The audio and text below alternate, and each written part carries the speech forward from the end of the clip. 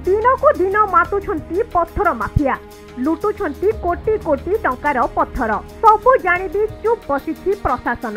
एभली घटना देखिबाकू मिलिछि जाजपुर जिला दर्पण तहसील अंतर्गत मझीपड़ा पंचायत चंडिया धाउड़ियापदा अंचल में वृक्षलता परिपूर्ण जंगल को लंडा करी टांगरा कर सारे पत्थर माफिया दौरात्म्य और प्रशासन निष्क्रियता जो स्थानीय अंचल में जन असंतोष प्रकाश पाई।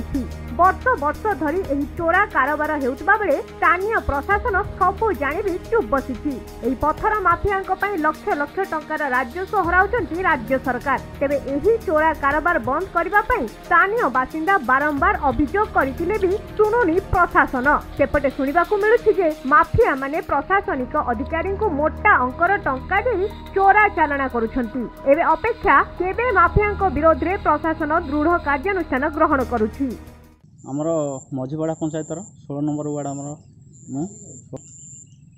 चोरा चालाण आज्ञा चली किंतु मुझे विरोध कला मत भी गाड़ी गुड़ज कर रेफार दे आज्ञा थाना देला परे भी तथापि एबे भी चली से कारोबार चली कोटी कोटी टकर पत्थर भी ये चलुच आज्ञा ना कि नौना थाना रे भी मुझे रेफार दे पर्यंत भी किसी स्टेप ना आउ मूर्ति पत्थर जदि भी चली ताकू स्थानीय लोक बहुत थर अपोज कर बंद कर चाहिए आमर ये परिवेश नष्ट न हो किंतु कौन सी मते प्रशासन दायित्व नहीं ना कि प्रशासन को जनाई किंतु प्रशासन आर स्टेप नहीं ना आरआई हो तहसीलदार हूँ समस्त जनाई किंतु कौन सी मते एमाने आर स्टेप नौना कौन एमाने भितरी टंका पैसा कारोबार करथिबे तेणुपाई से माने कौन स्टेप नौना प्रशासन कौन दायित्व नौना दिन को दिन मूर्ति पत्थर ये सबुदिन चली स्थानीय लोक बंद कला